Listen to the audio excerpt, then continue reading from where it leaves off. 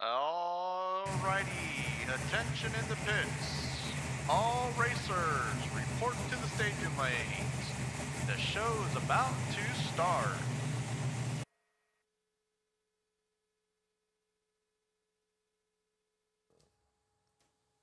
Good evening, everyone. What happening, everybody? Welcome back. Tonight, we're going to, first of all, I want to tell you about my son's new channel that he started. Some of you guys might have seen I shared it on Facebook, and he shared it on Facebook, but what are you going to call it? Big Johnston Garage. So what he's going to do is he's going to get on there and I don't know, probably goof off a lot, but he's but as long as he's having fun and you guys subscribe, that's all that matters. So, but he's been wanting to do this for a while. It's been a kind of a goal of his, and for whatever reason, it just keeps getting put off, and he finally decided to pull the strings and do it. So. Yep. Well, I kept waiting for the perfect time, and you know the saying. There ain't no such thing. Yep. There is no such thing as a perfect time. So I just did it. I made it literally on my wife's birthday, so that way I know when the birthday of my channel is going to be. And At least you better not forget that. well, she's going to be upset because I'm going to celebrate that more than her birthday. Oh, yeah, I bet. But yeah. So the theme of the channel is a goofball channel. I don't know how many of you guys remember Big Johnson T-shirts. I always wanted one, and my mom would never let me have one. My uncle, my dad, my cousins, and everyone had one, but my mom wouldn't let me have one. And well, the Big Johnson T-shirts, some of you guys probably remember them. It was always a big boob woman on there, and they were golfers, and I don't know what, all kinds of stuff. and so now I'm going to come out with my own brand of Big Johnston T-shirts, and of course my channel. And I had to make sure that I wasn't going to infringe on any copyright, because there is Big Johnson shirts still being made. They're a small company, but they're still being made to this day. So, but yeah, I definitely wanted to go along that lines of that. I don't know what you want to call it, that theme.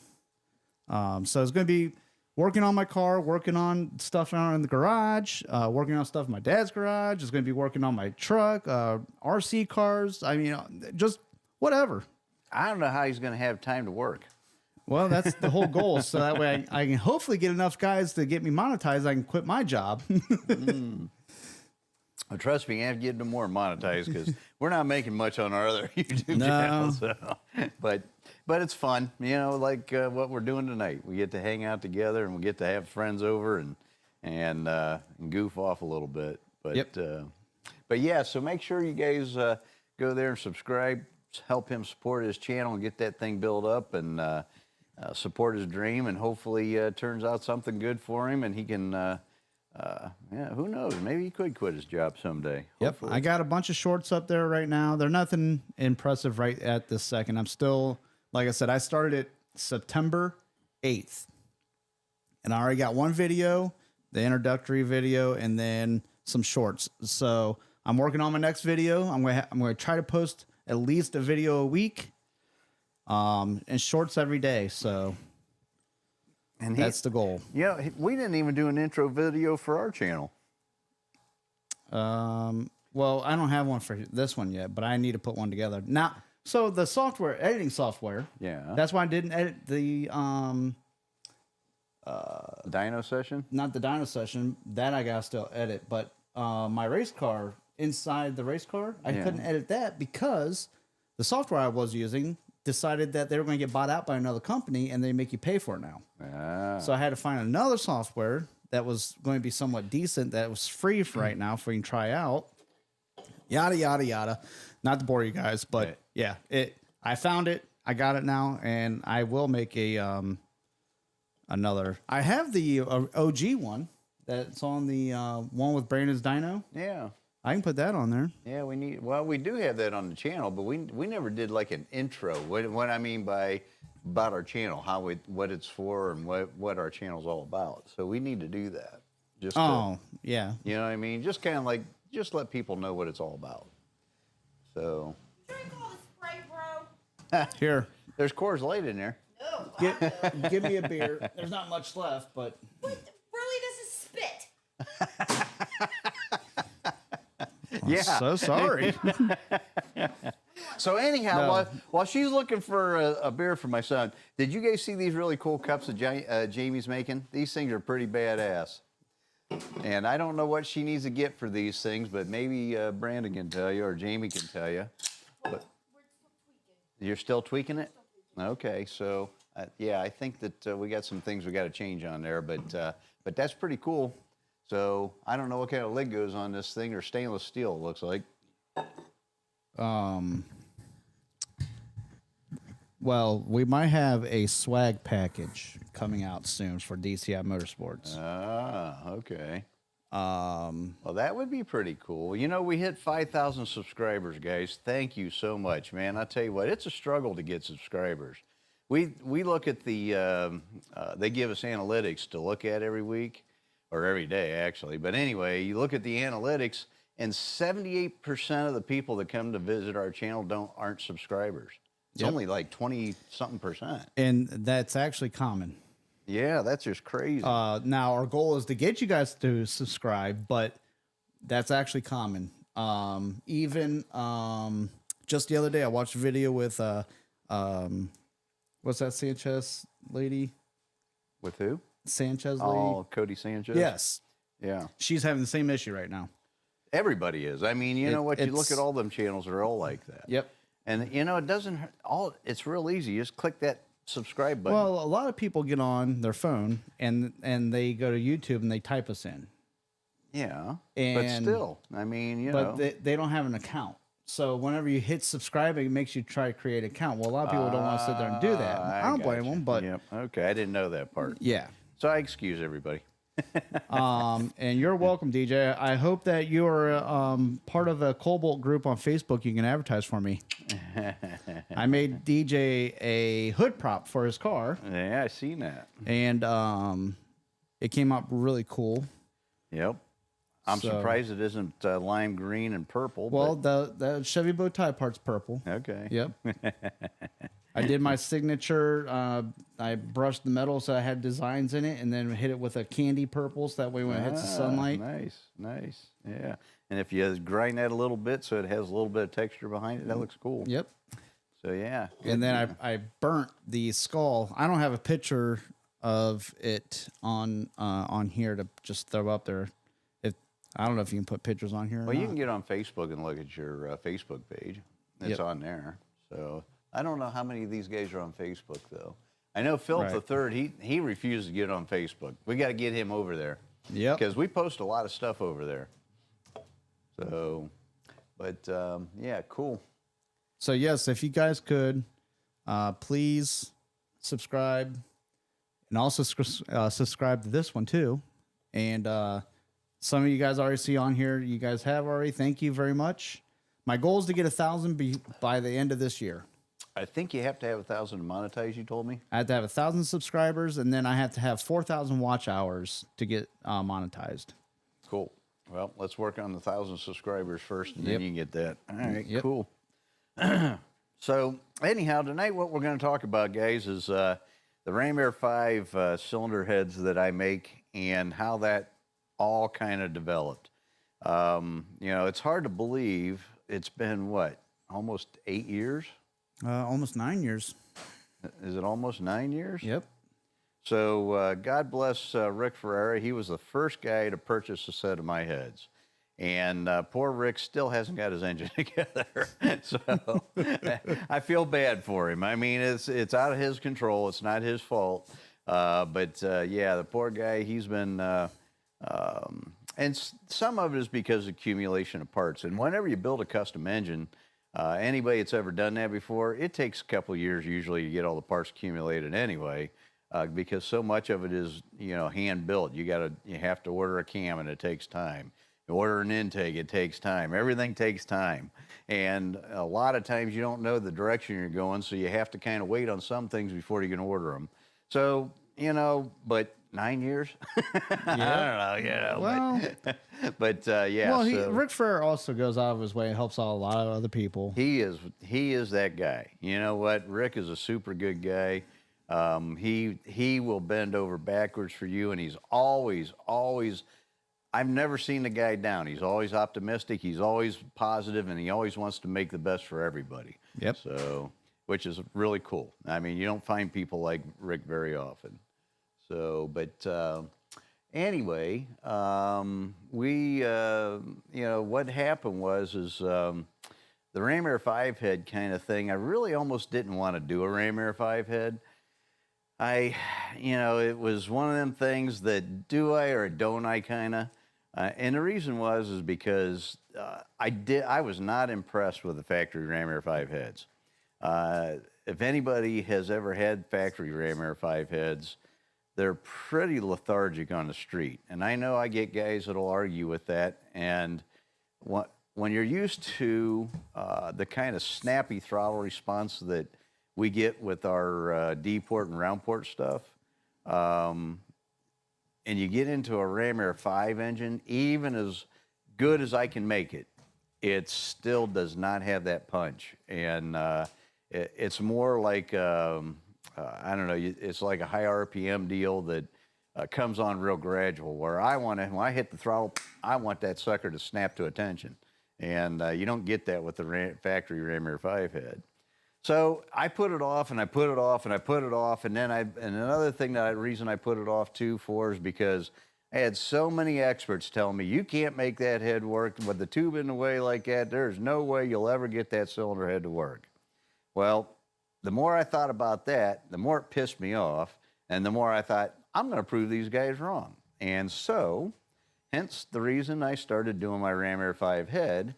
And because the port is so lazy on the intake side of those things from the factory, I started thinking, and I'm thinking, okay, how can we improve this?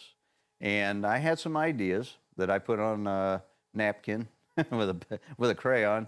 Just kidding, I didn't do it that way. But anyhow, I wrote some ideas down. And so I got with my buddy Sam, Salvador Augusta. He's my CAD guy who's done the CAD drawings for my Ram Air 5 heads and did an awesome job. Anyways. Mediocre. Mediocre. Mediocre. Yeah. Anyway, we were able to use computer-aided flow analysis, and which is an amazing tool. And what that does is it shows you airflow before you have a part, you know, and it shows you how where the eddies are and where the turbulence is and where the dead spots and, you know, all those things that you don't know until you actually make a part, and then you find out and then you fix it. Well, with computer-aided flow analysis, you don't need to make the part. You do it on the computer, and then you do the part, and then we can tweak it. And that's what we did. And we made a lot of models, and before we come up with what we wanted, basically what we did was, like my son does, they've 3D printed it. I think Sam, or did you 3D print that? Sam did. Sam did. Yeah, that was before I started working Diebold. Okay, so Sam printed that thing with a 3D printer out of plastic, and then it still didn't work quite the way I wanted it, but I was able to now I had something in my hands that I could go in there, I could put Bondo in there, and I can reshape it and modify it and get it where I wanted it. And, you know, the factory Ram Air 5 head doesn't flow too bad. I mean, with a good competition valve job, they will flow right around 320 CFM. After we got done playing with my head, with the same valve size, my head flowed 400 CFM. So we picked it up 80 CFM by doing nothing more than straightening out all the turbulence and eddies inside the intake port. And that was huge. And what that did, too, is it made I mean, you guys watch my videos of the Ram Air 5 stuff. It's amazing the throttle response of these compared to a factory one. The factory one, whenever you rev it, it's like, blah, blah. And mine is a, blah, blah. You know, it's not, there's no hesitation. That one we just posted is 4300 or 4350 stroke engine with a billet crank in it, so it's heavy. And you know that you crack the throttle. We're not even getting into the secondaries on that 4-barrel carburetor, and it'll hit 6,500, 7,000 RPM right now. And the factory heads will not do that. So Now, why do you think Pontiac didn't make the a taller deck head especially for the Ram Air 5? taller. Well, Because I mean, that's what you essentially did. I mean, to straighten it out, right? You had to well, make I raised the ports. Yeah. Yeah, well, that's what I meant. The ports, not the deck, but the ports. Well, back then they didn't really know much about line of sight, you know. And basically, what I did was I raised mine up so that you had more line of sight on the valve. The more of the valve you can see from the intake opening of the head, the better the head's going to perform. And so I raised the intake port up like this, so now you can see what's going to happen is that's going to increase your line of sight, which is going to help. Another thing that does too is think of like a race car or your car when you're driving on the street. When you come to a 90-degree turn at a stoplight, you got to slow down quite a bit to go around that corner. Otherwise, if you don't, you're going to just skid right through there, and you're going to over steer the. Well, it's almost like a NASCAR race at Watkins Glen. When everyone gets into that corner, they start bottling all up. That's air bottling up. Yeah, same and then kind you have of to thing. floor it. Yep, same kind of thing. That's a good analogy. And so, yeah, so whenever you straighten that port up, now that air doesn't have to slow down to go around the corner, and which makes the port more efficient. And that's why I did that. So, and we did it with the exhaust side as well, because everybody knows the Pontiac's got that severe dog leg in them. And so whenever you raise the port up, it gets rid of that dog leg in there. And my exhaust port with a 168 exhaust valve, 1680, which is barely bigger than a 6X head or a 4X head, will flow 300 CFM ported, which is pretty darn good for that small of a valve size. And well, it's actually like 289. I'm exaggerating. I'm sorry. I'm off by 11 CFM, but it's pretty damn close to the 300 CFM port. But with that, getting rid of that dog leg and raising the port up. Phil Third said 7,000 is now his new favorite number. It's mine too. Well, my favorite number is 10,000, and I haven't got there yet, but we will get there. Oh, get that engine back together. Mm-hmm. We'll see it. Take the rev limiter off. No. We'll see it. We are going to build a Ram Air 5 engine for the race car this winter. I'm going to get the Ram Air 4 engine back together, get it running right, get some passes on it, and make sure it's good and secure so that I don't have to worry about it if I sell it to somebody. But we're going to make sure that thing's not going to come, pop a hole in the head again. And I got some ideas for that too. Well, 10,000 RPM, put that to the test. Yeah, but we don't want a hydraulic one at 10,000 RPM. I guarantee you. You think it shot right through the frame this time? Well, this time I want to shoot through the frame. Yeah, it's well, gonna it be, did to go through the frame. It's gonna, stuck no, I in the want it to frame. go completely through the frame, so I don't have to dig it out. Oh. I want them to dig it out of the track. Oh, no, we don't want to go there. We'll let somebody else take that adventure. All right. But John Dornbush said Pontiac had to develop a head that could be run on the normal production lines, which limited some of their design with number 5 head. Yeah, but you would think that, I mean, how many Ram Air 5 engines have they built production-wise? Nobody really knows because I've heard numbers from 300 to 500, and I think it's way more than that. And the reason I think that is because, those heads, they just seem to come out of the woodwork whenever you start looking for them. And then same with the blocks. I mean, I've probably had, I don't know, over the 40 years I've been in business, I bet I've had 25 Ram Air 5 blocks in my shop. If they only built 300 of them, how could I have almost a third? A sixth of them, yeah. Well, I guess my question would be, like, something like that when they were... Because, I mean, if I'm not mistaken, it wasn't like that a big secret. Like, they didn't want GM to know that they were doing that. Well, the Ram Air 5, no, they actually didn't want the GM not to know they had that. It was being designed for the Trans Am series racing back then, and the head was intended to be used on a 303 cubic inch engine. Unfortunately, that port was way too big for a 303 cubic inch engine, and it didn't work out real well, as they found out real fast, and they had to abort that idea. Then they tried it on the 366, and I think they ran them in NASCAR in the 366. Okay.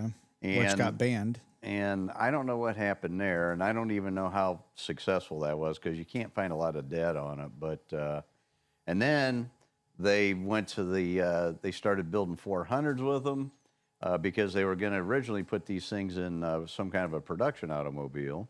And then there's 428s that I've had come in the shop, even a 455 block, Super Duty block. So how do you know? How do you know it was a Rammer 5 block though?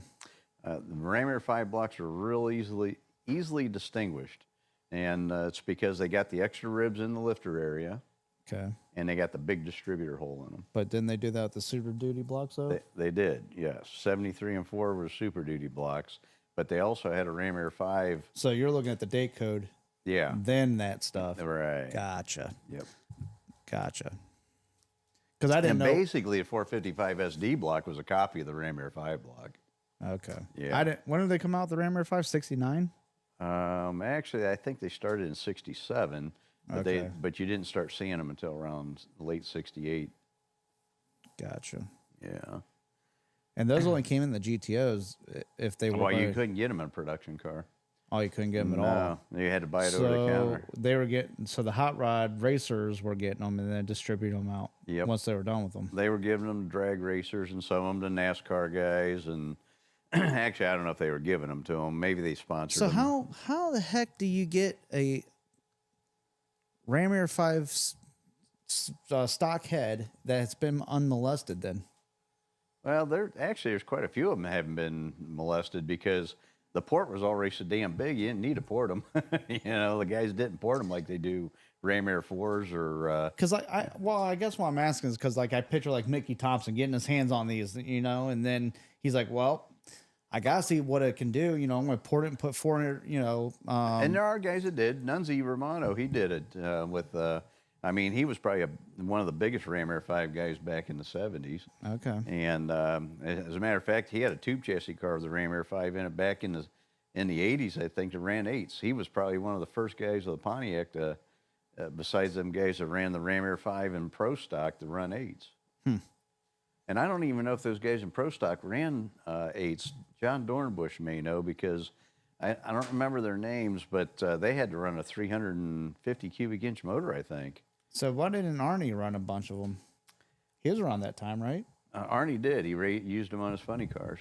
Oh, because John Dorbush said he ran the small chamber 303 heads on his funny car so the compression could be higher. Yeah. With flat top pistons. Now, Yeah. is that a Rammer 5 head? Yeah. Oh, okay.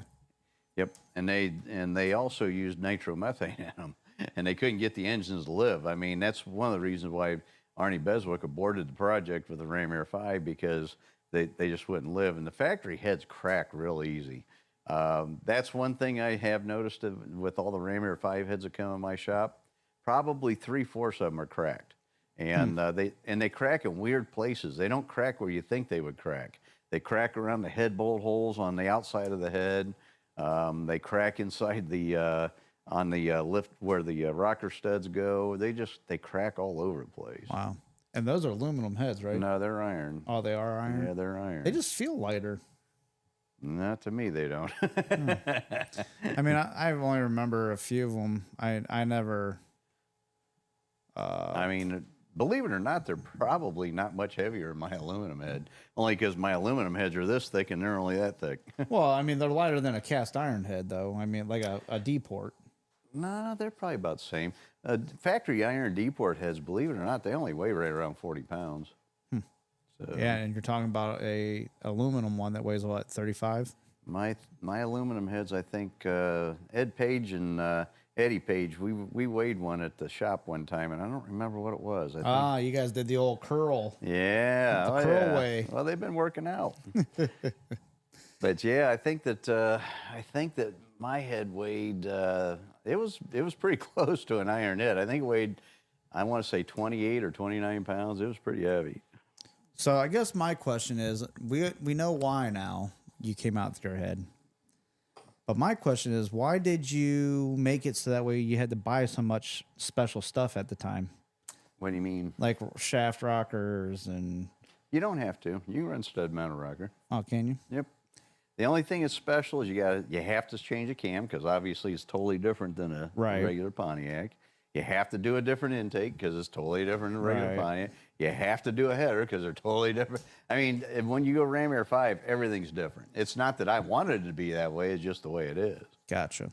You know, Well, I was just under because you have to get longer valves. I know that, but other well, than that's that, because of the length of, Yeah. or the height of my head. But, but other than that, though, like I can go get Harlan Sharp Yep. rockers and Yep. put them on there if I wanted to. yep, sure. Can. Even with because well, we're finding out now you can run lighter spring pressures. Oh yeah, yep. So With you the can- right cam design, you can run about 160 to 190 on the seat now.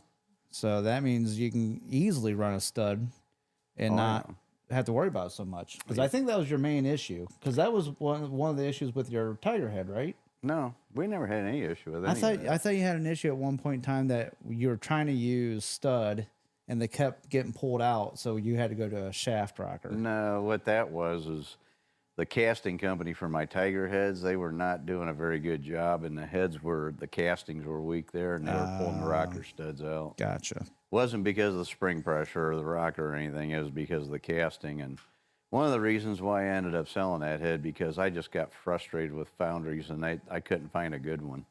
And I was burning through cash like you don't even know. So it was time to move on with that project. Let somebody else put money into it. So also, can you use a factory?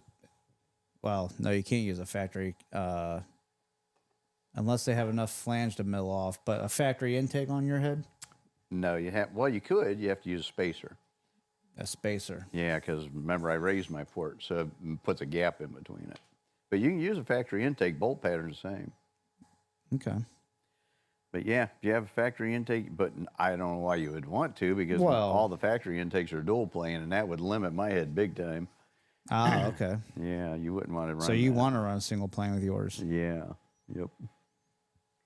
But yeah, so that's how that all developed, and you know, it took a long time to get those heads done, and a lot of it's because you know I can't do the CAD drawings myself, so I have to rely on somebody else, and unfortunately, you know, the guys that I was relying on, they had full-time jobs, so they could only work on it part-time whenever they had a minute to do it, and then of course there's changes that have to be made, and I don't know CAD. I'm learning it with my son here because we're kind of going through the same kind of a deal right now.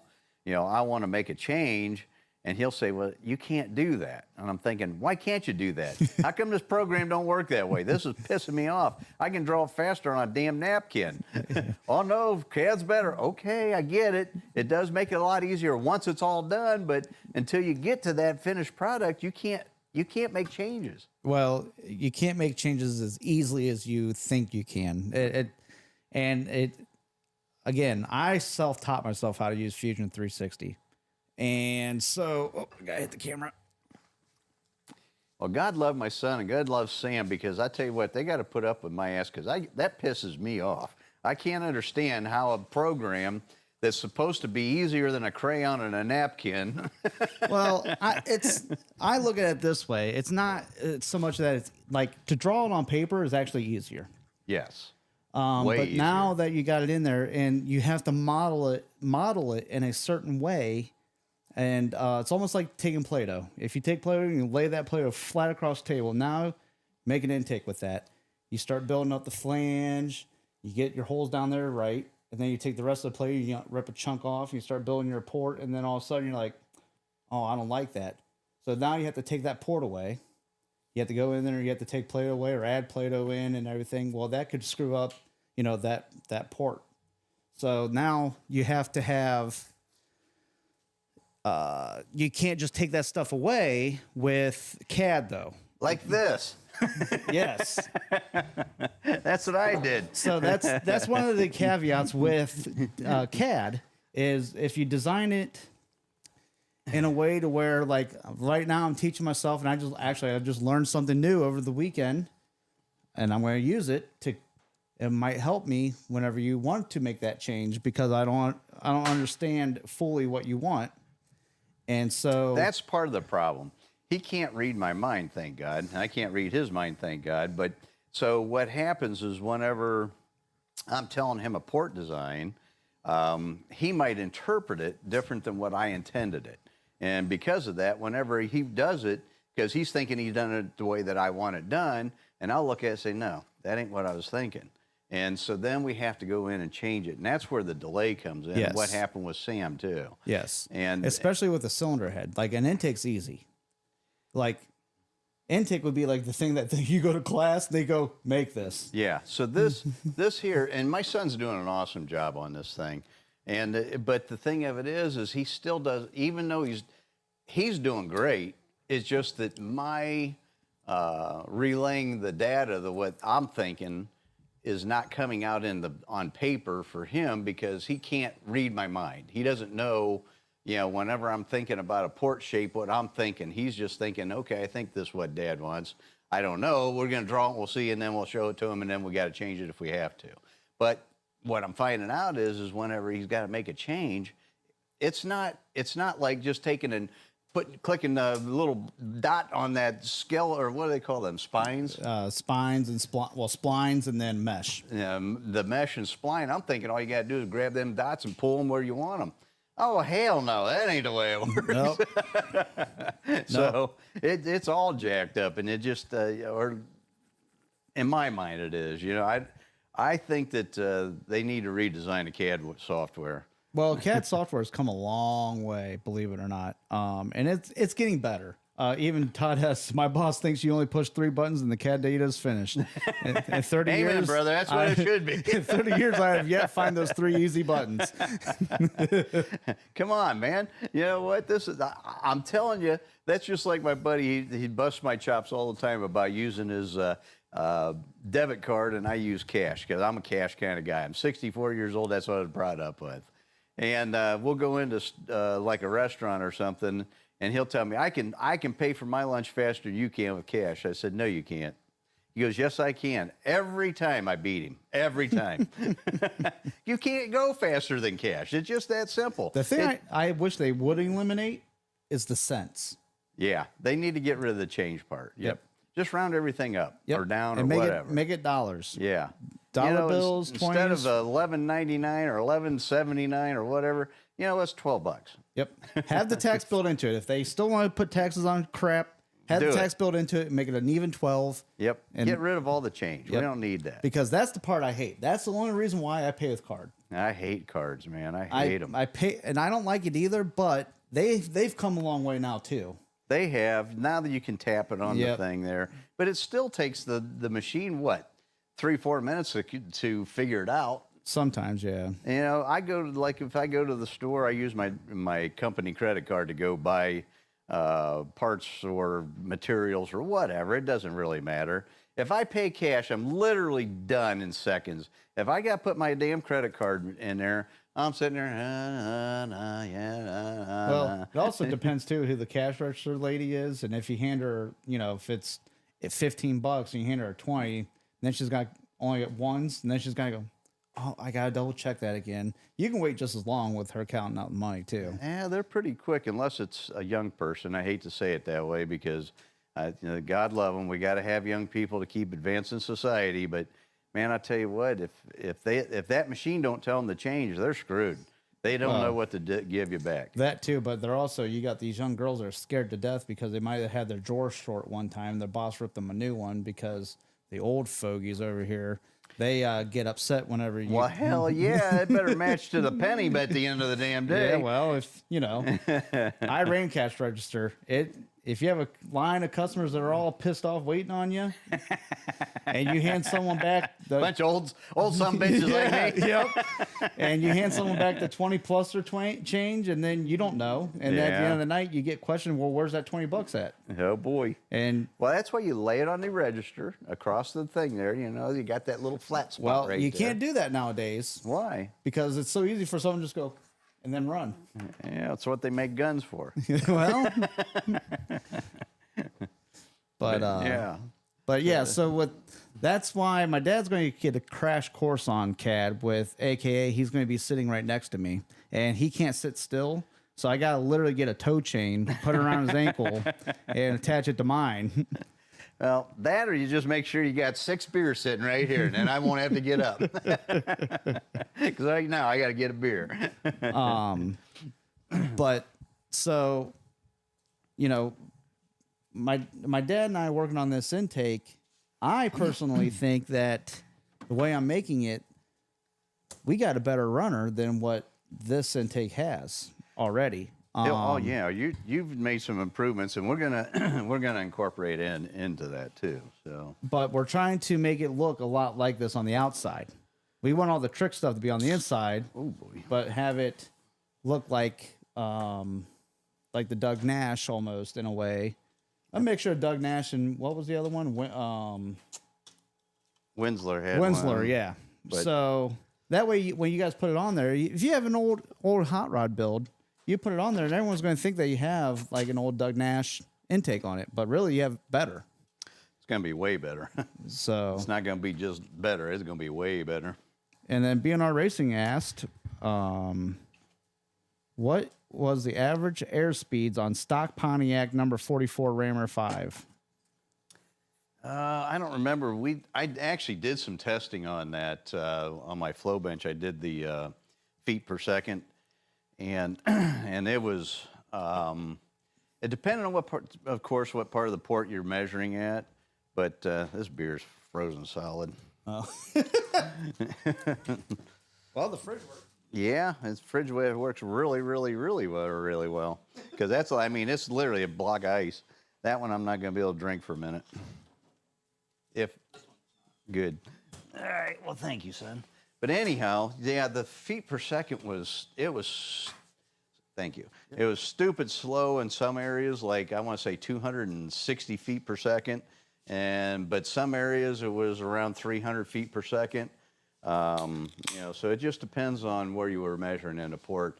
But the biggest problem with the factory port was the push rod tube is a problem. There's no doubt. Without doing what I did to my intake port, that port or that tube creates a lot of turbulence. And so that's why a lot of guys said there's no way I was going to be able to get my head to work right. Well, we fixed it. And I'm not going to share all that because I got a competitor that, he's always busting my chops on my head, but he has. I don't consider him a competitor. Well, everybody's You got another guy. competitive. You got another guy that's making you got 2 other guys actually making Rammer 5 heads, but Yeah. the one I would consider a competitor, but the other one I would not. But anyways, I done a lot of homework on that port, and we got it straightened out. And my airflow, most of my port is over 300 feet per second. Matter of fact, if we don't port around the push rod opening there on the front, it's way too high. It's like 380 feet per second or something. It's stupid high. And you can hear it too when it's on the flow bench. It whistles. Which brings up another thing real quick. Tonight's Ram Air 5 night, but I shared a video today of our Ram Air 3 head on the flow bench.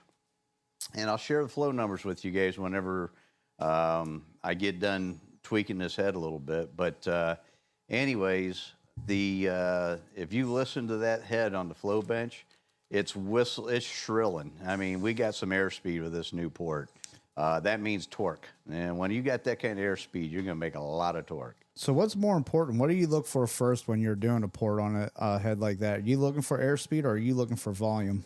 Like CFM volume? Well, that all depends on application. But this head's going to be more for streetcar guys. So you need it to work from idle to 5,000 or 6,000 RPM on the street. So to me, airspeed's more important than port volume and CFM. Although if you get the port right, if you make it efficient enough, you're going to have the CFM. And we have the CFM. Don't worry. This head flows good. Well, that's why I said a head like this, because you obviously already have the CFM, but because to me, airspeed, granted, you need to have a hole big enough still, but airspeed I think would be more important because you need it to get in there as fast as you can get it in there. Well, that the ramming effect. Air has mass, and especially when it's carrying fuel. So if you can accelerate that mass, so that before that valve closes back up, more of it gets in the combustion chamber, it's going to make more power. Right. And if the port's real lazy and the airspeed's real slow, obviously you're not going to be able to cram as much air into the cylinder as a faster port does. But there's a point of diminishing return too. So you have to worry about like my Ram Air 5 head is great. As cast, it's a perfect head for like a 455 on the street. It makes really good torque. Drivability is super phenomenal. But if you want to twist it up and take advantage of the port design, then you have to open that up. You have to open it up around the pushrod tube and get the cross-sectional area bigger there to slow the airspeed down, because if not, it limits your RPMs. So, airspeed comes with a tax. You can, it's good to a point, and then after that, you have to, if you want to be Because more it RPM. takes time to get the air back out. You can't. You can overstuff the. Well, no, what happens is it restricts it. It'll become a restriction. Air can only move so fast. Supersonic speed, I don't even know what it is. Maybe Phil does, I don't know. But anyways, if you go past a certain point, the air's not going to go any faster, and you're going to hurt horsepower. See, because I keep thinking that the piston's drawing the air in as it's getting forced in because of biometric pressure and everything, and then you're pulling it in. So Actually, what's happening is, believe it or not, you're pushing it in with atmosphere. What you do is you're creating a low pressure area, and because the atmosphere's got higher pressure, it's pushing it into the head. Oh, so it doesn't suck it in at all, huh? No, it's kind of hard to envision that, because we all think that it sucks it in, but it's actually a low pressure area, which is lower pressure than the atmosphere, which is like 15.7. And so whenever you reduce that to like negative 15, now you have almost 100% Efficiency. volumetric efficiency. Yeah. So then I must have misunderstood. I always want to call him Sean Morrison. I don't know why, but Steve Morse. Steve Morse. We won't tell him that if we ever talk to him. Well, I'll tell him. He'll laugh. Boy. Oh boy. But did you see the one where his injectors were getting full fuel pulled through them, even though they're off? It was pulling the fuel out of the fuel, out of the whole system, the rail and everything. Huh, I didn't see that. That's pretty cool, though. Was it because well, you would think the injector is going to seal it off. That couldn't be because of low pressure.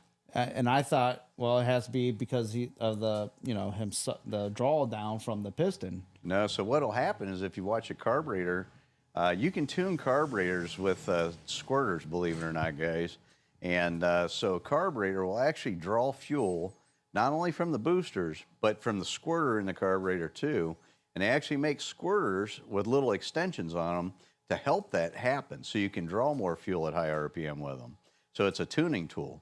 So the other way that you can do that too is they put a little shield over top of it, which makes it so the air doesn't pull across it. It's like blowing across a pop bottle. You know what I mean? At top of a pop bottle. So keep that in mind whenever you're tuning your car. And now you said that, we got a really cool thing that we're going to be working on with this intake for fuel. It's going to be, I think we're going to try with the carburetor, aren't we? What's that? We're going to do like the nitrous oxide setup. You're talking about the plate underneath of it? Yeah. So one of the things that we want to do, some of you guys watch David, I don't know how you say his last name, Vizard or Vizard. I say it's Vizard, but because it looks like wizard, but it's with a V. But I think it's Vizard. And but anyhow, Dave Vizard swears you can run 17-to-1 compression on pump gas, 87 octane pump gas. But you have to do it with alcohol and methanol and water injection. And that's what my son's talking about. We're going to put a plate underneath the carburetor, and we're going to inject. We're going to fog it. Yeah, we're going to fog it with methanol and water, and see if we can run 14-to-1 compression with 87 or even 93 octane, whatever. It's cheaper than race fuel.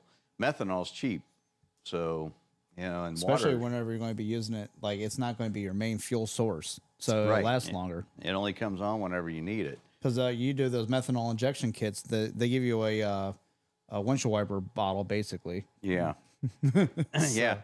I mean, literally, it's like a gallon or maybe even less than a gallon of methanol. But that's only for high load applications. It's not going to be like you're driving on the street, like Cruising down the highway, stoplight. you really don't need all that octane. I mean, the engine's not running at full volumetric efficiency, so it's not filling the cylinder completely.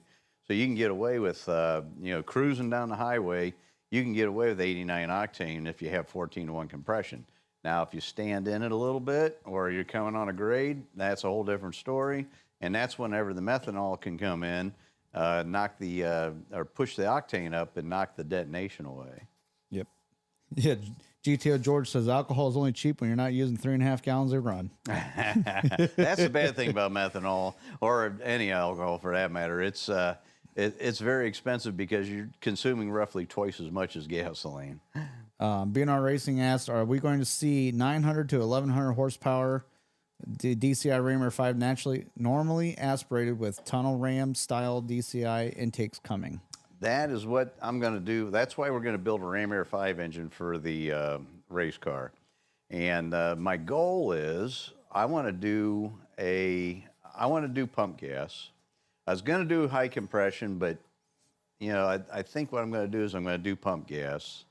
And hence the reason what my son was talking about with the methanol injection is why I was going to do like 16-to-1, do it with pump gas and do methanol injection. But I think what we're going to do is we're going to just do at first an engine that'll run on 93 octane, and we're going to put that cast tunnel ram that we have on it, and we're going to see what kind of power we make. I got a 541 tall deck engine at my shop that I'm going to build, put my Ram Air 5 heads on it, and set the compression at like 11.5. I might push the border on that because you can get away with 12-to-1 compression with a big enough cam, and we might do 12-to-1 compression, but it'll still run 93 octane, and we're going to just see what kind of power we can make with this thing. I need to do it myself. I've got all these cool Ram Air 5 engines running around out here that we build, but I don't have one for myself. I got one in my wife's car, but it's not an all-out deal. It's like a 600 horsepower engine. It's nothing crazy. Well, some of you guys might think that's crazy, but I don't. But anyhow, I want to build something that's going to make 1,000+ horsepower is what we're after. And you also have a different design from Chris Yarachko's design that you want to try out too, that we might be. Yeah, we're working with that with Sam, and we got to get that. I want to get that CAD file from Sam so we can get that done. Mm-hmm. So one of the things I want to talk to you about is, I shared with you that lost foam thing. We can do that on your router over there. Mm-hmm. We can make all that on your router because foam's easy to cut. Yep. So I think that's how we're going to make these intakes. And that's one of the things we're going to talk to the foundry this next week. So, but we'll see how that goes. But yeah, so we got a lot of cool stuff we got coming up here. And my son's got a shitload of capability here. He beats himself up and he gets down on himself because he don't feel like he's got a lot of equipment and he can't do anything with it. But what it is he's got a lot of stuff at his fingertips, but not really any direction with it. If I start showing him what I want to do with these intakes and everything, I think that he's going to be a whiz bang and it's going to be part of his channel. And whenever that happens, you're going to see him flourish. Well, so, we're going to cast this intake. I know I'm going to make some changes too, because there's one thing I seen when I was looking at it the other day again, but I'm going to have to fix it. But I'm going to 3D print it just for my channel. I'm going to do it for my channel. Okay. But we're going to cast them, and I'm pretty much going to have it done within probably by the end of this month. So, and then it's going to be, my dad's going to fine tune it, and I'm going to make the tooling next. And then once we get the tooling done, we might have, hopefully anyway, have an intake casted by the end of this year. Oh, yeah, for sure. We're going to start taking orders on these single plane intakes. And a lot of guys are asking about putting fuel injector bungs on it. We're definitely going to do that. Okay. So I want to put them somewhere right in here. You know what I mean? I don't want them down here. I want them up here. Yep, and I've seen that everyone's doing them down there. Yep. And no, I agree. I think you'll get better atomization. Atomization. Atomization? Is it atom or autumn? Atom. A-T-O-M-I-Z. Atom. A-D-A-M.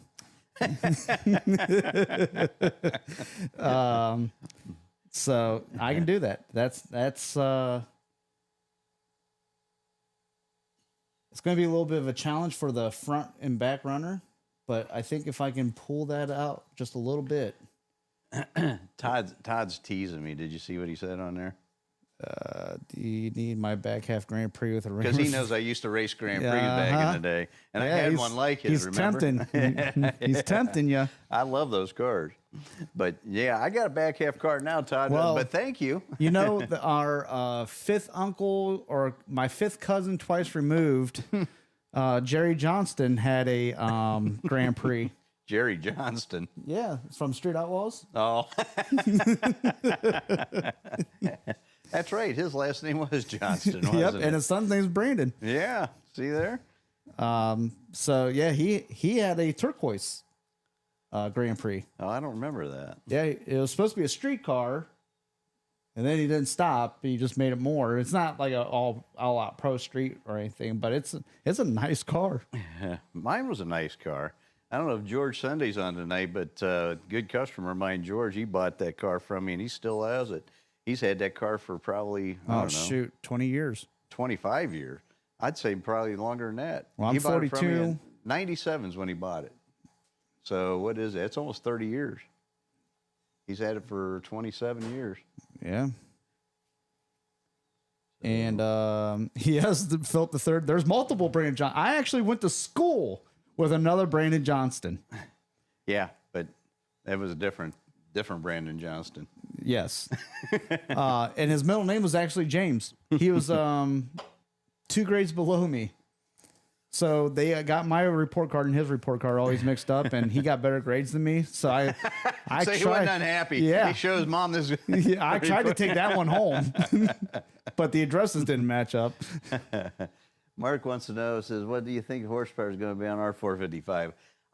The build that we're doing for you isn't so much about horsepower as it is about reliability, but it's still going to make pretty decent horsepower. It's going to be around 475 to 500, I would say.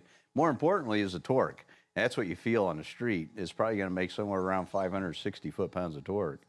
I was going to say, depending on what he's going to be putting it in and everything. Well, he's putting in a that's gonna 79 Trans Am. Oh, that'd be fun. Yeah, his wife bought that car, I think, in college, or I don't know. They've had it for a long, long time. So the other Brandon got his ass whipped. He probably did. yeah, when he took his report card home. But he didn't get his ass whipped by anybody in school because he was a pretty big guy. He was bench pressing like 280, 300 pounds, and he was, like I said, he was 2 grades below me. So I didn't try. So whenever he demanded his report card back, I gave it to him. Yeah. But yeah, so DJ said he was a big boy. Yeah, I forgot. Yeah, he should have been in DJ's grade. Yeah. Yep, he played football and everything. Now, if you were to set us next to each other, he was mixed. So there's definitely a complexion. You could tell us apart big time. But same name, same middle name. I don't know when his birthday was. I don't remember that. But yeah, we would always get mixed up. Were you in the same homeroom? No. Oh, that's right. You're in a different grade. So Yeah. I was say it doesn't matter. You know what? You got his report card. Mom didn't know the difference. Well, unfortunately, I never got to take any of them home. Mom actually had them as a student. Oh yeah. Yep.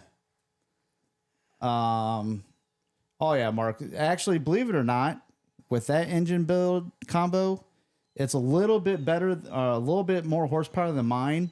And as long as if you're just driving around town, you won't have to go to the gas pump that much. What's that?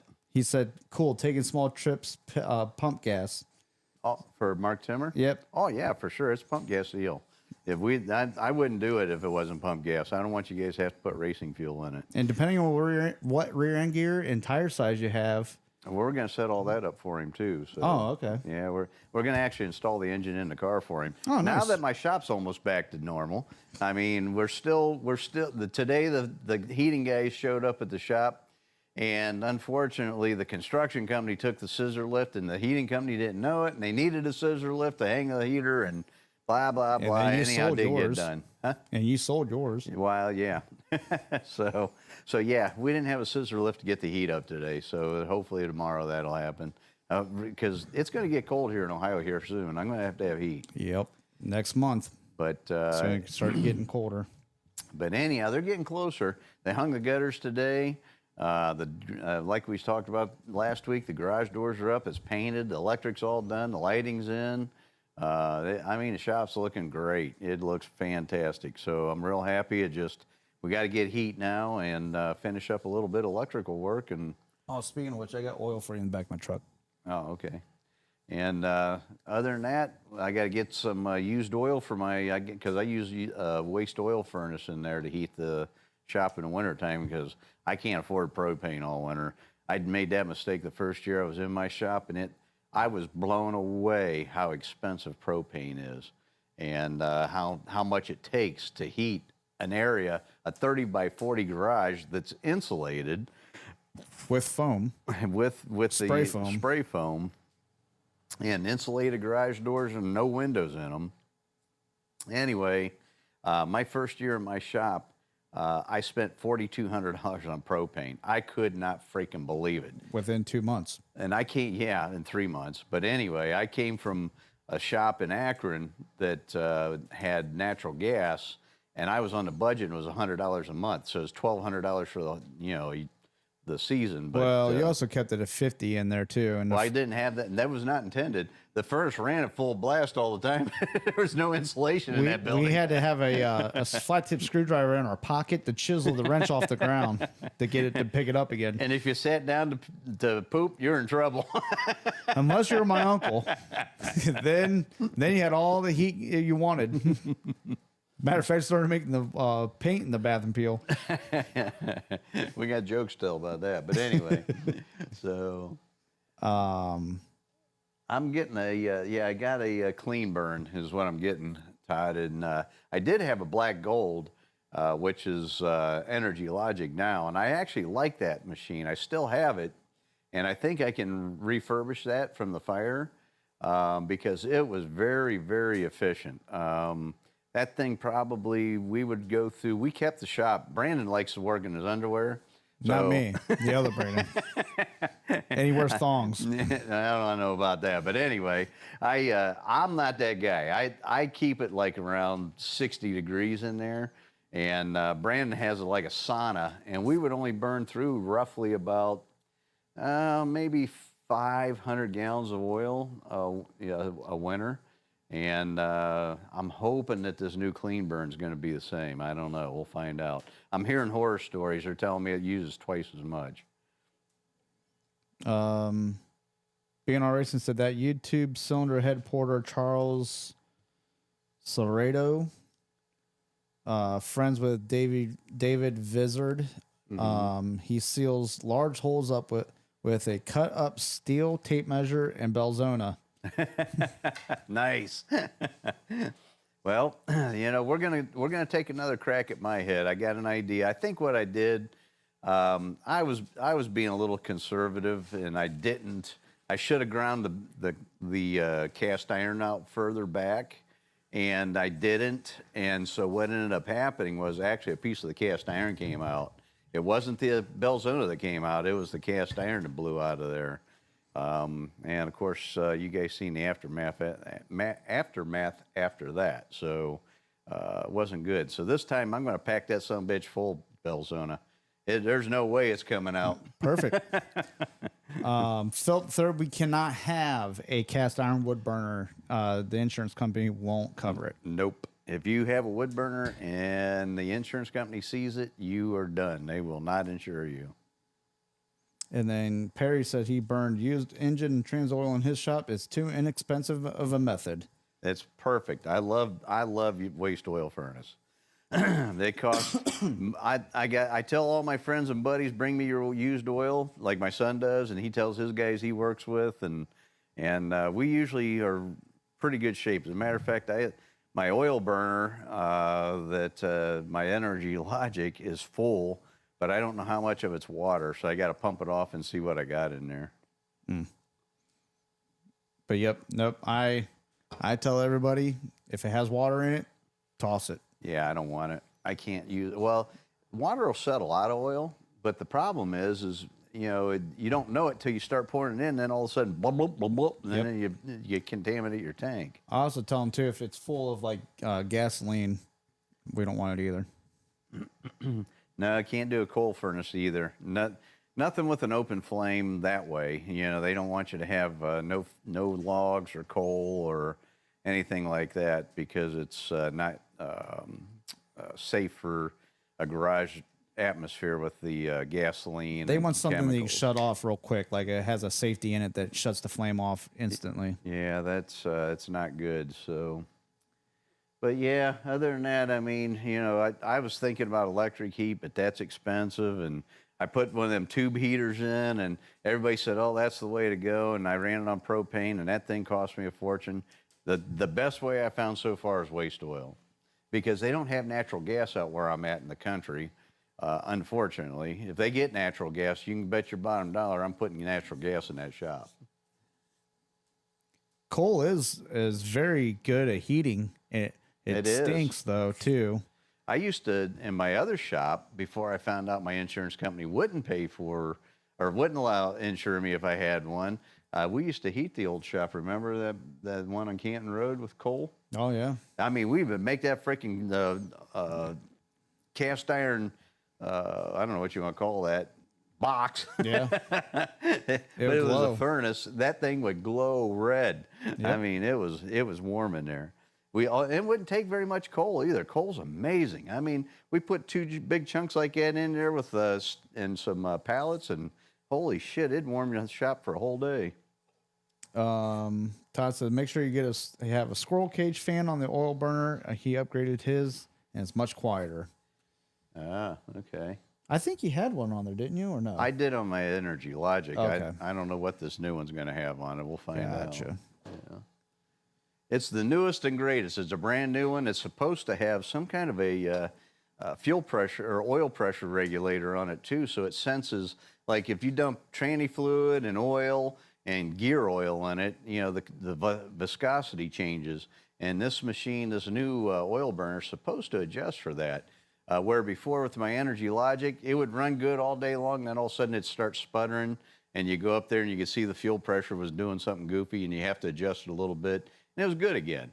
But it was a pain in the ass. You have to climb up on the damn workbench so you could reach up there and adjust it. But and Brandon bitched about it all the time, but you know what? It's free heat. So, and as warm as he likes to keep it in there, he can't bitch if he's got to adjust the heater once in a while. My biggest thing is I wanted you to have a thermostat on there so that way you just turn off and on. We do have a thermostat on. Well, yeah, but at first you didn't. Yeah, we did. Oh, you did? Yeah. It just didn't work. No, Brandon just kept it up at 90. Oh. It never shut off. Because I'm like, man almighty, I'm about ready to get naked with Brandon. I had to step outside to cool off. Yeah, oh yeah, he likes a warm in there.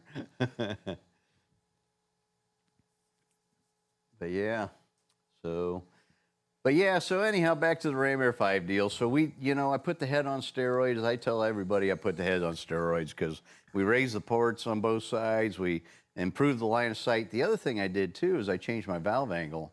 Factory's 14 degrees, which is pretty damn good for a factory head anyway, because a lot of your race heads now are 10, 12, and 14 degree angles. And so I made mine 10 degree, and that done a wonderful thing, guys. Believe this or not, because of the valve drop that I have. And what valve drop means is the edge of the valve, when it's up against the valve seat in the head to where the head bolts on the block, that's valve drop right here, okay? My valve drop is right around 280 thousandths.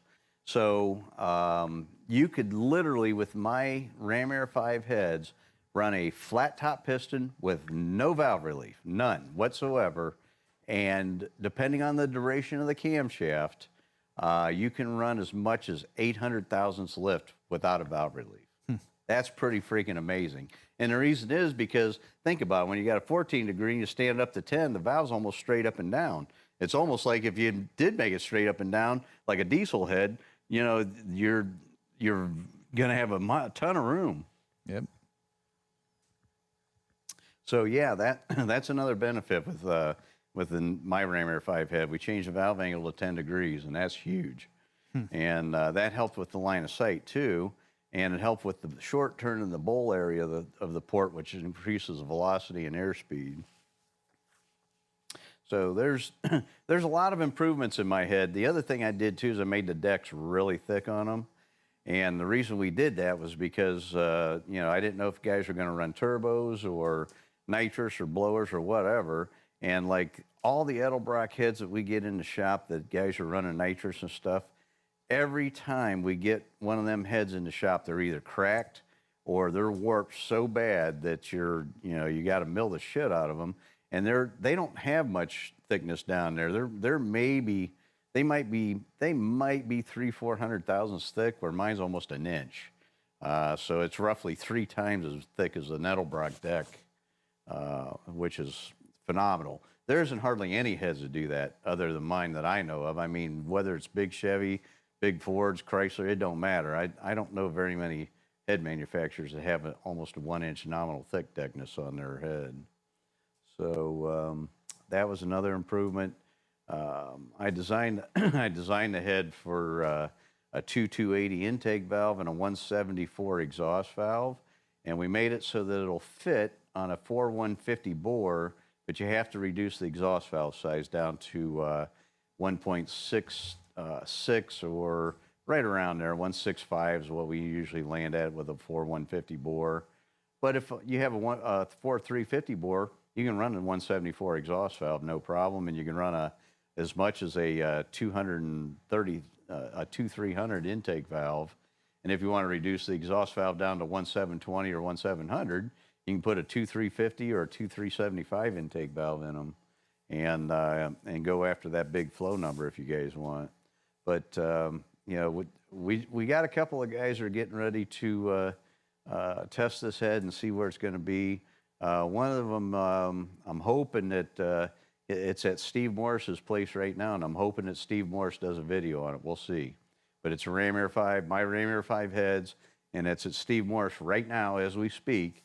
I'm not going to say whose it is because I don't know if the fellow that is doing it, you know, wants everybody to know. But is that okay? Because he did say Jude Swable. No, it's not Jude's. Oh, then Jude had another engine there. I don't think so. He said Jude. Mm-mm. On a Pontiac video. Who did? Steve Morris.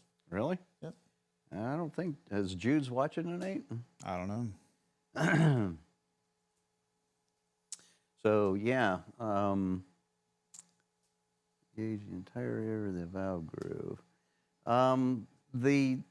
No, it is not. You want a little bit of a gap between your valve lock halves.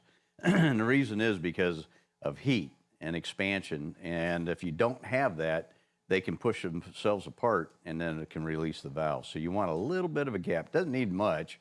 Maybe, I don't know, 7-8 thousandths. It's not a lot, but you do want a gap. And then Featured several Pontiac V8 engine recently. Yeah, he has been doing a lot of Pontiac stuff lately. And believe it or not, Steve Morris, I seen a video whenever he was talking about his high school car, was a 68 Firebird with a 428 Pontiac engine in it. So he started out with Pontiacs. Now he has his own block. And yeah, now he does his own engine. And that's kind of where we're going with our stuff. It's not going to necessarily be a Pontiac. It's going to be based on a Pontiac, but we're going to be doing like Steve Morris. It's going to be a DCI motor. And or engine, I should say. And what we're going to do is eventually I'm going to have my own block. We're going to have our own heads. Everything's going to be DCI. And it'll look like a Pontiac. It'll quack like a Pontiac, and it'll grunt like a Pontiac, but it's going to be a DCI. His early video, Steve Morris had cracked 3,000 horsepower on a Pontiac V8. super high PSI boost. Yeah, I think that was maybe one of Butler's engines, but I don't remember now. And then BNR Racing asked, are those modern valve jobs with seat angles 50, 52, 55, 60 degrees actually streetable for tens of thousands of miles? I would say so, because you're not going to, the thing that you got to remember too, Brian, is the camshafts are way different than what they used to be, even just 5 years ago. 10 years ago, we are so far advanced past the 5 or 10-year-old cam profiles now. And believe it or not, Ultradyne had it going on back in the 80s and 90s when they were doing their cam profiles. That guy's sharp. Unfortunately, he's gone, and but his profiles that he offered were phenomenal. And I ran Ultradyne all the time. I love their camshafts, and Bullet has their catalog now. So if you want an Ultradyne cam, you can get it through Bullet. And but anyways. With the Ultradyne camshaft and all the newer stuff that we're getting ground now, because it's an asymmetrical design, meaning the lift ramp is a different angle than the closing ramp, and whenever you can, the lift ramp accelerates the valve open quickly, but the closing ramp catches it and slows it down. And when you do that, you don't need the spring pressure. So whenever you can reduce the spring pressures, that increases your durability tremendously. You don't wear out valve guides. You don't wear out rocker arms. You don't wear out valve seats and valves. And there's a litany of things that it improves. And so now, because of that, you can actually use a 55-degree seat on the street, and it used to be that the valve would stick, and the reason the valve would stick would start welding itself to the valve would start welding itself to the seat. Well, now we got coated valves, so that takes care of that problem. The seat material's a lot better than what it used to be back in the day. It's more of a moly iron instead of a cast iron, and so there's it has lubrication there, and on top of the fact that you don't have to have the killer spring pressures anymore. It used to be we ran 320 pounds on the seat. Now we're running 160 to 190 for an engine that's going 8,000 RPM, which is just, you couldn't do that back in the day. So now today, yes, you can get away with a 55-degree seat on the street. Now exhaust side, be careful.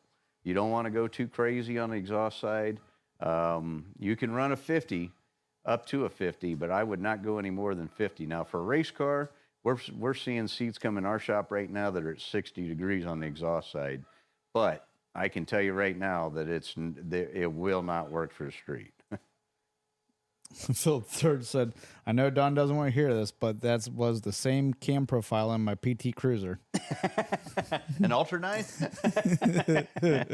or the quick open ramp and the slow closing. I think it was slow everywhere.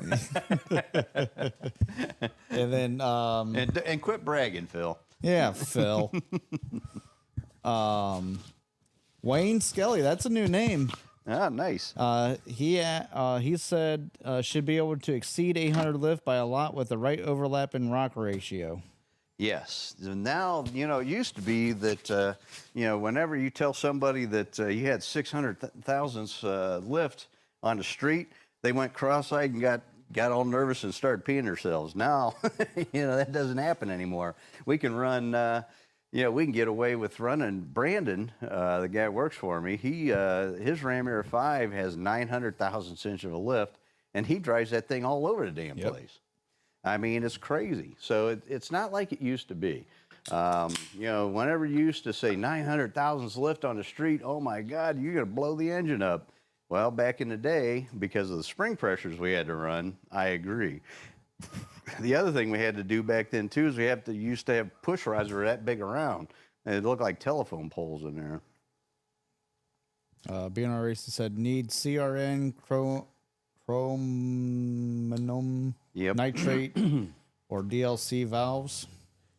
we get our valves coated with DLC, and if we're going to run a real aggressive seat on them, is what we use, and it makes it black. It makes the valve black. I don't know what the CRN looks like.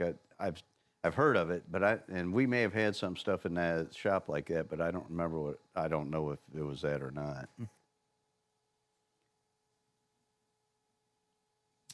Yeah, chromium nitrate. Yep. But yeah, so the other thing is too, the materials today are much better. The stainless valves, they figured out the right compounds for those now, and they're different for the intake and exhaust valve because of the heat and stuff like that. So things have really improved when it comes to that kind of stuff, and it's getting better. It's not like it used to be. I mean, ideally, the best situation would be a shutter valve, like a camera, where it just opens and closes. But I don't think you can get that to live. So, we can do viewers' rights real quick before we end the show. Let's see. what time is it anyway? It is 7:16. Oh wow! So we went over a little bit, but that's okay.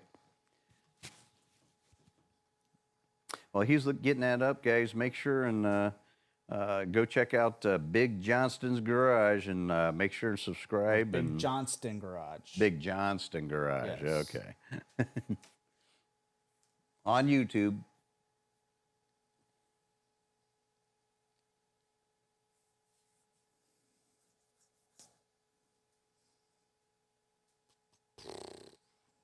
Man, it's taking forever to load up.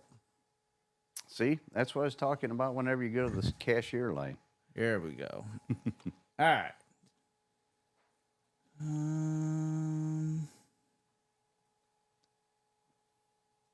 Okay, let me.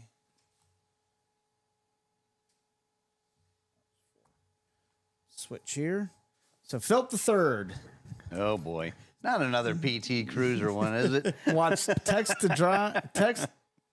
and drive diesel engine. Oh boy. Oh yep. Slams right into that thing.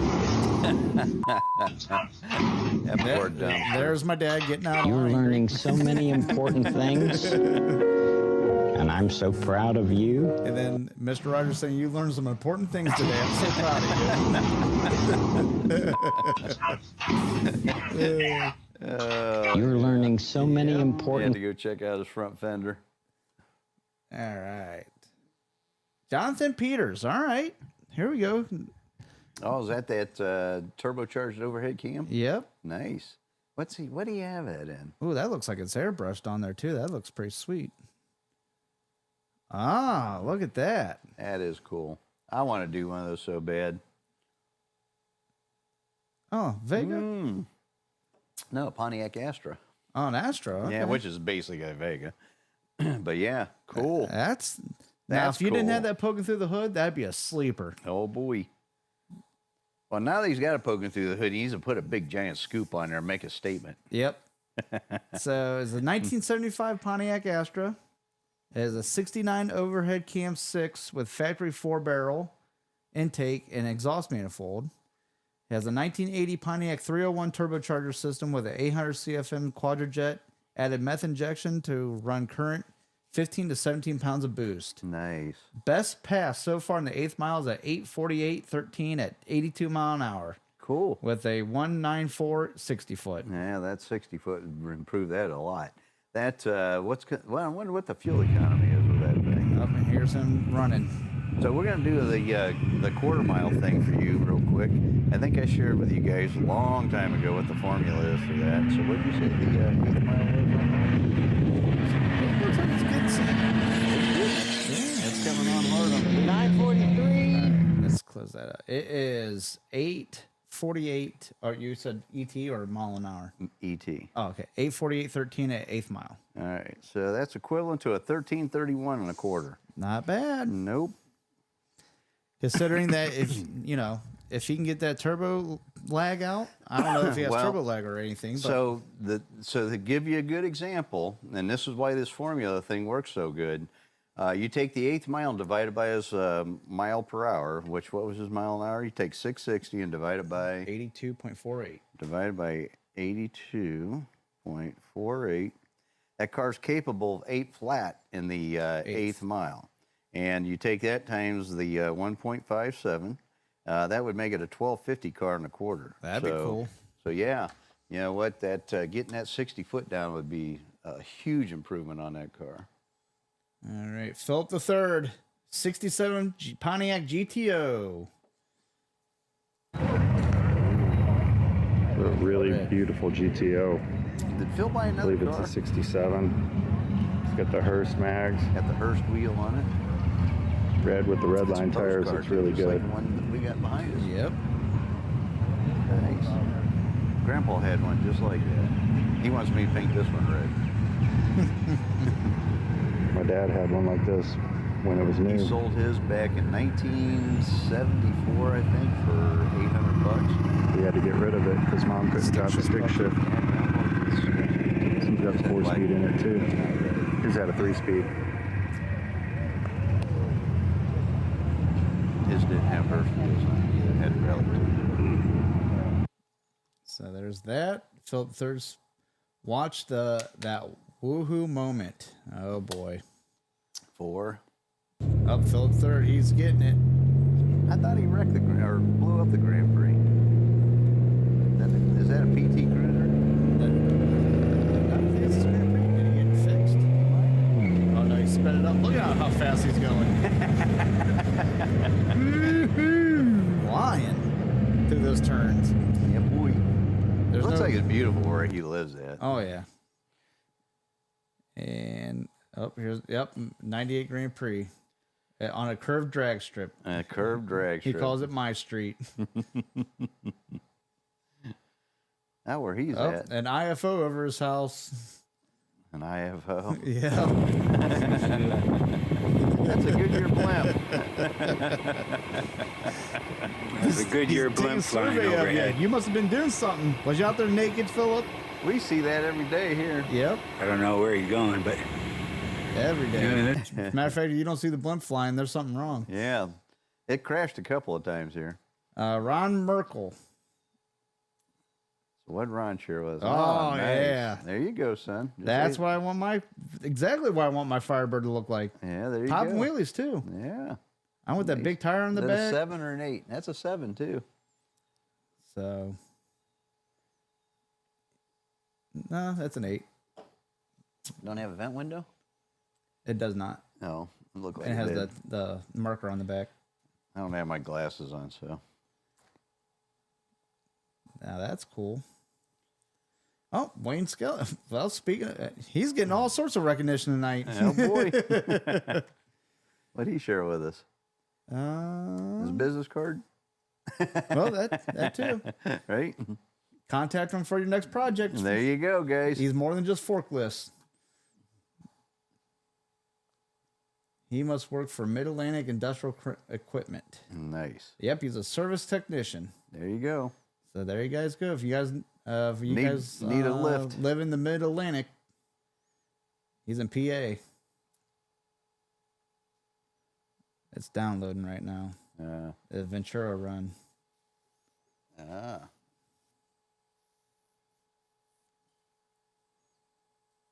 Yeah, we appreciate you guys sharing videos on here with these of your cars and rides because that, you know what, that helps everybody identify you guys. So, and you know what, do a call out on what you're located at too. Like Bill was in Florida, apparently he's in Pennsylvania. Yep, that's a badass looking hot rod there. Oh yeah.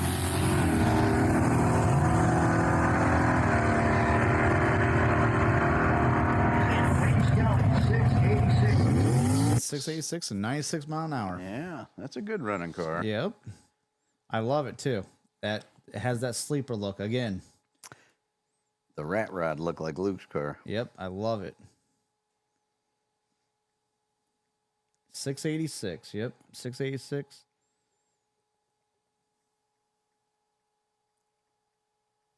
That's a 1070 car. Yeah.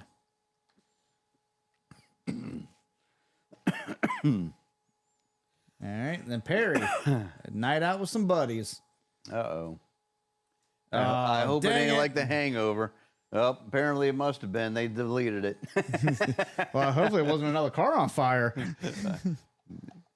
Car on fire? Yeah, remember that Perry was the one that had the Olds. Wasn't it Olds? That was on the carburetor backfired. Oh, yeah. Let's see if it'll open. There we go. Oh yeah, I seen that on his Facebook. Yep. Yep. There's his Olds that was on fire. Got to keep bringing that up, don't you? It was just a little one. Yeah.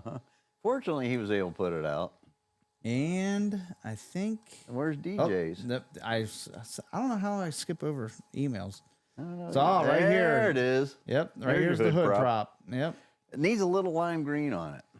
Well, I was See, going. look at the intake in the background. Well, this is made for or the his, valve cover, I should say. this is actually made for his other one, and I do believe it has a purple valve cover. But that one's at I don't ZZP. know. You know what? You open up the hood on DJ's car, and oh my golly, Well, it screams Joker. It's colorful. It is colorful. DJ likes wild colors. And that is it. Cool.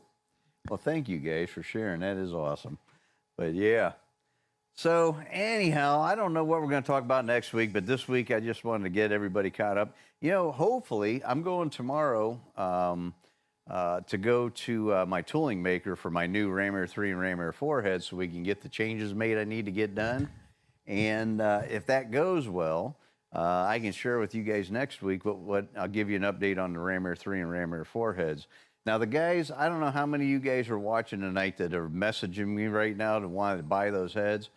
Thank you for offering to put a deposit down right now, but I am not ready to take money from you guys until I get this ironed out. And the reason is, you know what? I've been working on this freaking project for 7 years. So, you know, when I first started it, the original, and it's a long story, and I'll go over it next week, but long story short, I've been through a couple of CAD guys and companies that because it didn't work out real well like it's supposed to. And anyhow, they told me originally when I first started this project, it's going to take 6 months to a year. And now we're 7 years in and we're still working on it. We are very, very, very close. Don't get me wrong. We actually have castings in hand. And I got castings in the back of my truck right now. And we are going to, I'm going to the tooling maker tomorrow and we are going to make our changes. But it's just that it takes a while to get this stuff done. So I don't want to take any money until I know for sure I can deliver product. And but I'm hoping, fingers crossed, guys, you know, because shit happens. You know, life happens. It is what it is. But maybe by the end of the year I can start taking your money. And I appreciate everybody offering. I really do. And when I get to the point where I know that I'm going to be, I'm seeing light at the end of the tunnel, and I'm able to sell you guys this product in what I consider a short amount of time. I'm hoping like maybe 6 to 8 weeks. I will get your deposit, and don't worry, you will be on the list. So thank you for offering. I'm just not ready right now. Todd S. wants to know how far are we from Dragway 42, and if he's planning on going Friday with the 63 Tempest. Nice. So he must have got his fixed. We don't have ours fixed yet. Nope. But anyways, we are not far from Dragway 42. My son's closer than I am. He's only probably half hour. I'm about 45 minutes. So maybe. So that's Friday?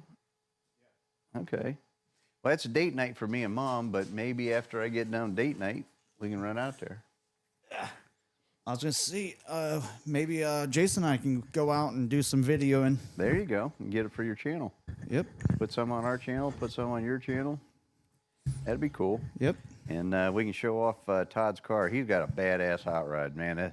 He did an awesome job on this car. And I love the way he did his tunnel ram. Wait till you guys see it. I'm not going to spoil it for you guys.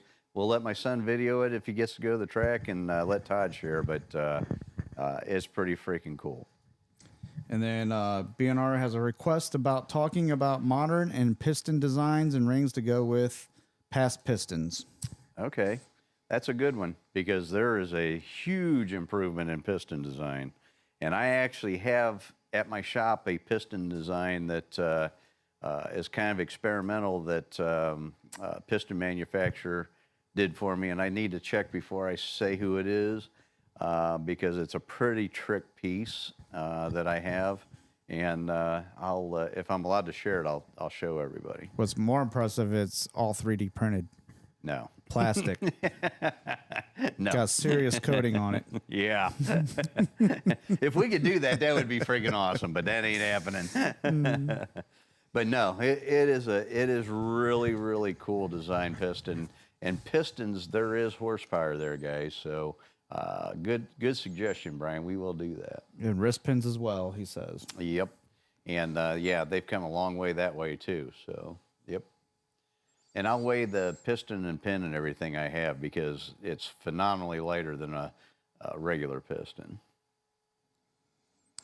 All right. Well, it is 7:30, so I think we're going to cut it off. Yeah, I got to get up early tomorrow because I'm going to see the tooling maker tomorrow. So I want to be on the road no later than 6 o'clock in the morning. And that means I got to get my ass out of bed at 5. And tonight I got to go gas up the truck and get everything ready. So. But yeah, thank you guys for coming tonight, and we will see you guys next Wednesday, I hope. So make sure and subscribe to my son's channel, subscribe to our channel if you haven't, hit the like button and share, and invite your friends so that we can keep growing. Absolutely. All right, everybody, thank you. Have a good night. Stay safe, and see you all next week.